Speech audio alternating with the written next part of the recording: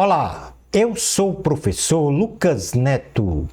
Bem-vinda e bem-vindo a mais um programa Escola Bíblica no seu lar. Hoje nós vamos estudar a lição de número 11, que tem como título A doutrina deve fazer parte do culto. Vamos então dar início à nossa aula de hoje. O texto base da lição está na primeira carta aos Coríntios, capítulo 14, versículo 26 ao 33. Diz assim a palavra do Senhor. Portanto, que diremos, irmãos? Quando vocês se reúnem, cada um de vocês tem um salmo, uma palavra de instrução, uma revelação, uma palavra em língua ou uma interpretação. Tudo seja feito para a edificação da igreja. Se, porém, alguém falar em língua, devem falar 2, no máximo 3, e alguém deve interpretar. Se não houver intérprete, fique calado na igreja, falando consigo mesmo e com Deus. Tratando-se de profetas, falem 2 ou 3, e os outros julguem cuidadosamente o que foi dito.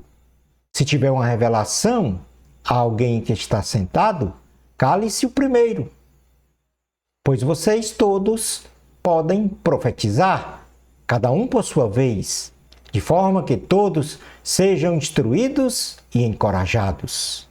Os espíritos dos profetas estão sujeitos aos profetas, pois Deus não é Deus de desordem, mas de paz, como em todas as congregações dos santos.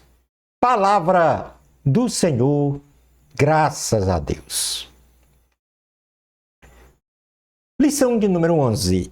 Introdução da lição. Nesta lição, conceituaremos, no primeiro ponto, o termo culto. Conheceremos as formas do culto divino no Antigo Testamento, no segundo ponto da lição. No terceiro ponto, identificaremos a liturgia do culto divino no Novo Testamento. E finalizando, então, o nosso estudo, compreenderemos a consagração ao culto racional. Item número 1 da lição, definição do termo culto. O termo culto é originário do latim cultus, que significa adoração a um ser supremo, sendo também o termo culto derivado dos vocábulos gregos latreia, que significa adoração, e proskunio, que significa reverenciar, prestar obediência e render homenagem.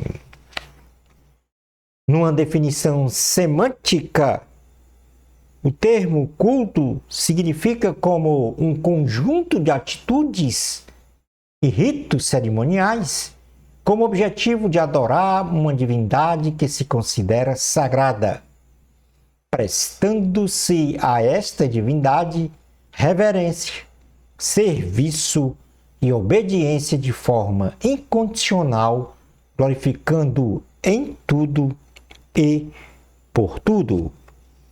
No livro de Isaías, no capítulo de número 66, versículos 22 ao 23, diz assim a palavra do Senhor como um exemplo de adoração permanente a Deus.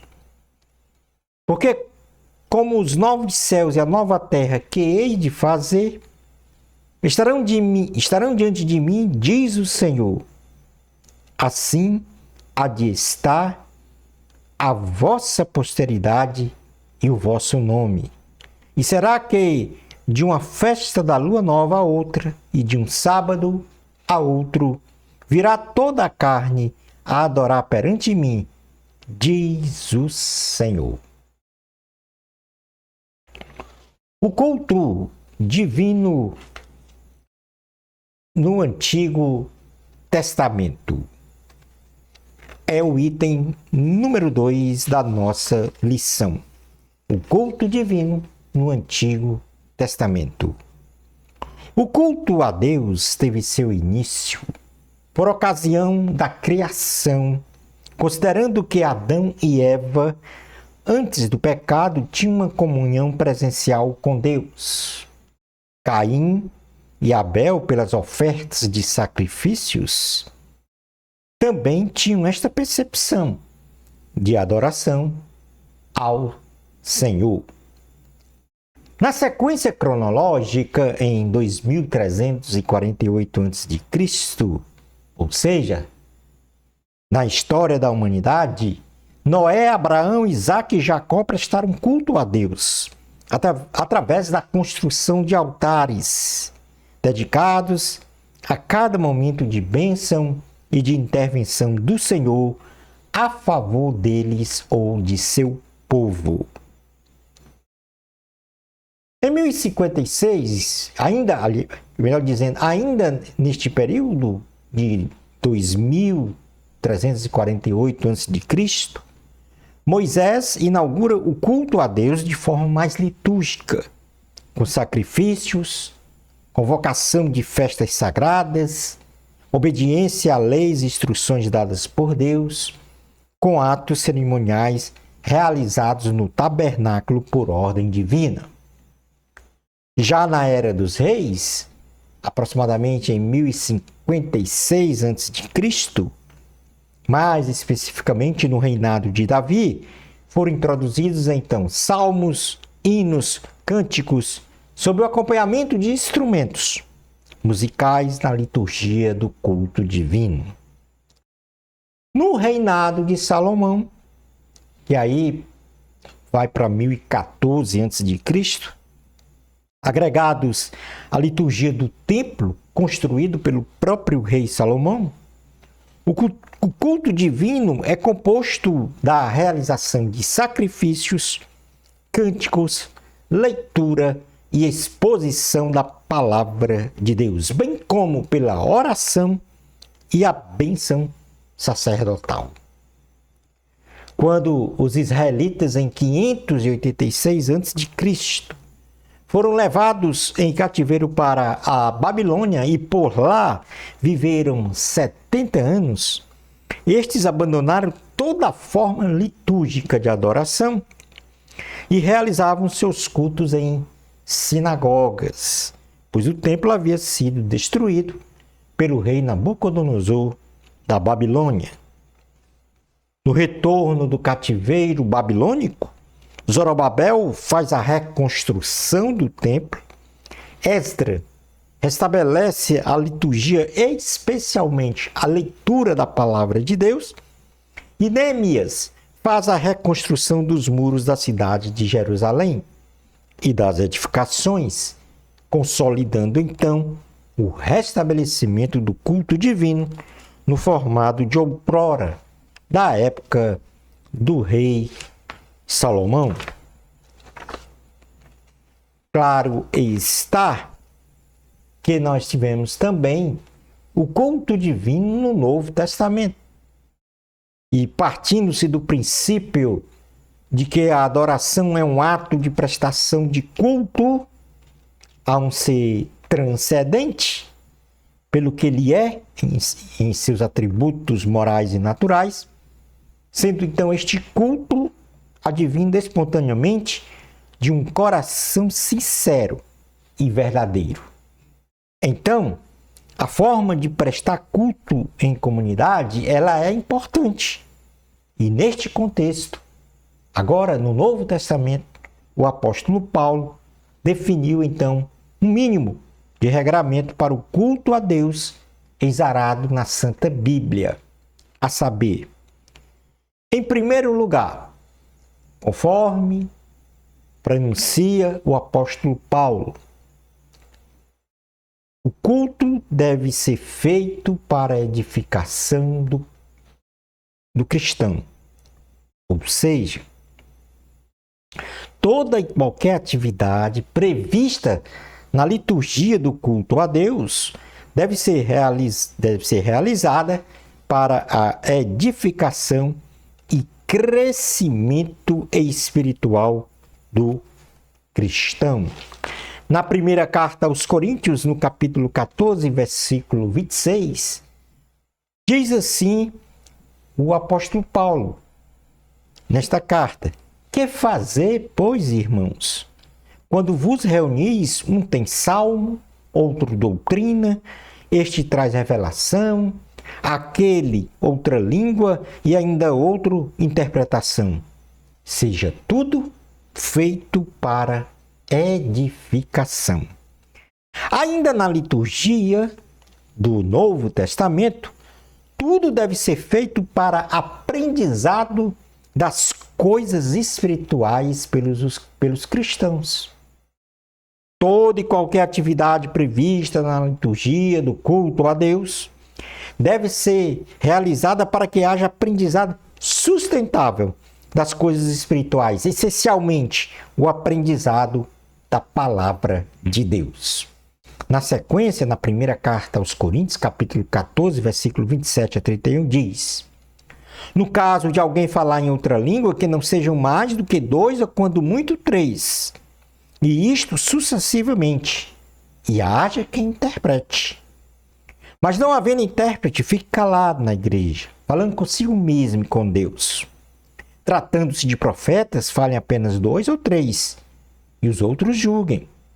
Se, porém, vier revelação a outrem que esteja sentado, cale-se o primeiro, porque todos poderei profetizar, um após o outro, para todos aprenderem e serem consolados. Aí está outra característica: aprendizado das coisas espirituais. Tudo deve ser feito com paz entre os cristãos. Toda e qualquer atividade prevista na liturgia do culto a Deus, e isto era realizado no Novo Testamento, deve promover a paz entre os irmãos, não fomentando discórdias, contendas, polêmicas teológicas, etc. Versículos 32 e 33 da primeira carta aos Coríntios, capítulo 14, diz: os espíritos dos profetas estão sujeitos aos próprios profetas. Porque Deus não é Deus de confusão, e sim de paz, como em todas as igrejas dos santos. Uma outra característica ou diretriz para a liturgia no Novo Testamento: tudo deve ser feito com ordem, com decência, imperativamente com a pregação da palavra do Senhor, isto é, também com reverência a Deus. O culto a Deus deve ser realizado na mais perfeita ordem e decência, com tempo suficiente para a pregação da palavra de Deus para toda a comunidade, com total reverência a Deus. Na primeira carta aos Coríntios, capítulo 14, versículos 39 ao 40, diz assim a palavra do Senhor: portanto, meus irmãos, procurai com zelo o dom de profetizar, e não proibais o falar em outras línguas. Tudo, porém, seja feito com decência e ordem. Tudo deve ser feito com a presença do Espírito Santo. Sem a presença do Espírito Santo, presidindo o culto com toda a liberdade para agir no meio de seu povo, não existe adoração verdadeira e muito menos vida e liberdade dos cristãos. Na segunda carta aos Coríntios, no capítulo 3, olha o que o apóstolo Paulo vai falar sobre esta presença do Espírito Santo. Segunda carta aos Coríntios, capítulo 3, versículos 17 ao 18. Diz assim: ora, o Senhor é o Espírito, e onde está o Espírito do Senhor, aí há liberdade. E todos nós, com o rosto desvendado, contemplando como por espelho a glória do Senhor, somos transformados de glória em glória na sua própria imagem, como pelo Senhor, o Espírito. No item 4 da lição, nós vamos então falar sobre a consagração do culto racional. Na carta aos Romanos, no capítulo 12, o apóstolo Paulo ele nos convida a nos apresentarmos a Deus com relação ao nosso corpo como sacrifício vivo, santo e agradável a Deus, que tipifica então um culto racional ao Senhor, por meio da renovação da nossa mente, experimentando a boa, agradável e perfeita vontade de Deus. Na carta aos Romanos, escrita pelo apóstolo Paulo, no versículo de número 12, versículos 1 e 2, diz assim: Rogo-vos, pois, irmãos, pelas misericórdias de Deus, que apresenteis o vosso corpo por sacrifício vivo, santo e agradável a Deus, que é o vosso culto racional. E o que é um corpo como sacrifício vivo? O nosso corpo, ele é templo e habitação do Espírito Santo. E por isso deve ser apresentado todos os dias a Deus, no altar do Senhor, puro, sem mácula, sem pecado, segundo a imagem e semelhança do Senhor. E isto em sacrifício vivo, ou seja, viver irrepreensivelmente para Deus, de modo a glorificá-lo sempre. Na primeira carta aos Coríntios, no capítulo de número 3, versículo de número 16 e 17, diz assim a palavra do Senhor: Não sabeis que sois santuário de Deus e que o Espírito de Deus habita em vós? Se alguém destruir o santuário de Deus, Deus o destruirá, porque o santuário de Deus, que sois vós, é sagrado. Mas também o apóstolo Paulo fala em nos apresentarmos num corpo santo. Na verdade, a nossa apresentação diante de Deus deve ser com um corpo, alma e espírito irrepreensíveis. Porém, é através do corpo que pecamos e é precisamente por isso que devemos ter um corpo santo, separado do pecado, consagrado ao Senhor. Na primeira carta aos Tessalonicenses, no capítulo de número 5, versículo 23, diz assim: O mesmo Deus da paz vos santifique em tudo, e o vosso espírito, alma e corpo sejam conservados íntegros e irrepreensíveis na vinda de nosso Senhor Jesus Cristo.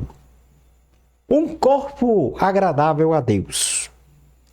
Cristo se entregou na cruz por nós, como oferta de sacrifício a Deus em aroma suave.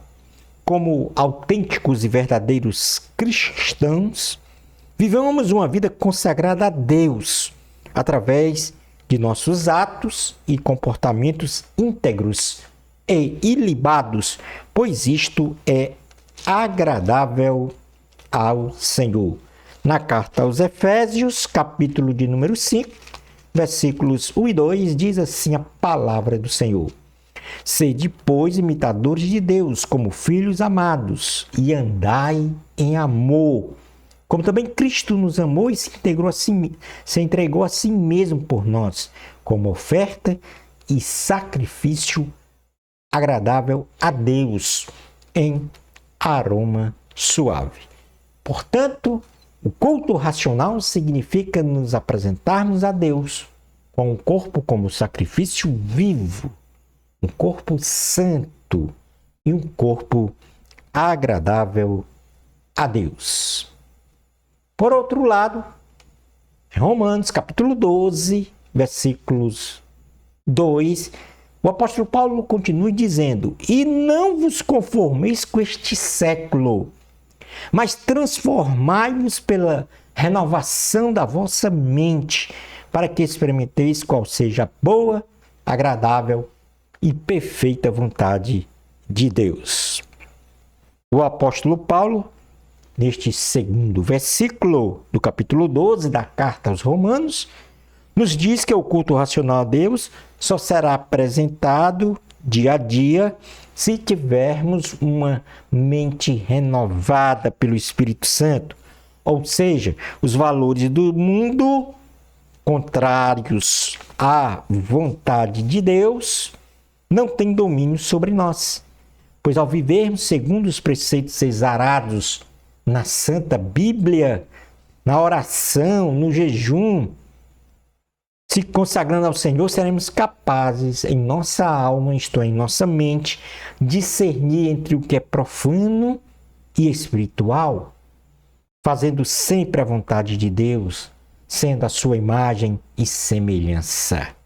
Na prática, para ter uma mente renovada em Cristo, não devemos agir segundo a carne, mas agir segundo o Espírito. Ou seja, não devemos ser dominados pelas concupiscências da carne, não viver na carne. A Bíblia Sagrada, ela apresenta desqualificações inerentes às pessoas que vivem na carne, classificando como pessoas que não podem se relacionar com o seu próximo, e muito menos com Deus. Estas 15 desqualificações estão tipificadas nas chamadas obras da carne. Está lá escrito no livro, na carta aos Gálatas, no capítulo 5, versículos 19 ao 21, que diz que as obras da carne são prostituição, impureza, lascívia, idolatria, feitiçarias, inimizades, porfias, ciúmes, iras, discórdias, dissenções, facções, invejas, bebedices e glutonarias. E assim, para ter uma mente renovada, nós temos que viver em espírito. E a Bíblia Sagrada apresenta virtudes ou qualidades inerentes a uma pessoa que vive em espírito, classificando como pessoas que podem se relacionar com o seu próximo e com Deus. Essas 9 virtudes estão tipificadas no chamado fruto do Espírito, que estão escritos, estas qualificações, em Gálatas, capítulo 5, versículo 22 a 23. As virtudes chamadas fruto do Espírito são amor, alegria, paz, paciência, benignidade, bondade, fidelidade, mansidão e domínio próprio. E por último, para ter uma mente renovada, nós devemos servir a Deus. Servir com alegria, com gratidão e em comunhão com Deus. Concluindo então a aula de hoje.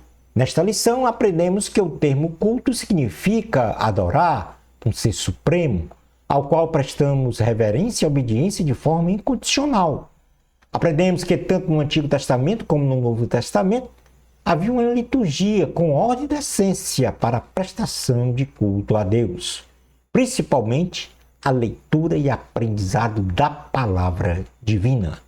Por fim, vimos que todo culto a Deus deve ser um culto racional, onde nos consagramos a Deus, nos apresentando como corpo, como sacrifício vivo, santo e agradável ao Senhor, por meio da renovação da nossa mente. Shalom Adonai. Na próxima lição, nós vamos estudar a lição de número 12, que tem como título Preservando na doutrina, ou melhor dizendo, perseverando na doutrina de Cristo. Bênçãos especiais de Jesus para você. Amor a Cristo, a glória sempre é de Deus. Até ao nosso próximo programa, Escola Bíblica no seu lar. Isto, se Deus permitir.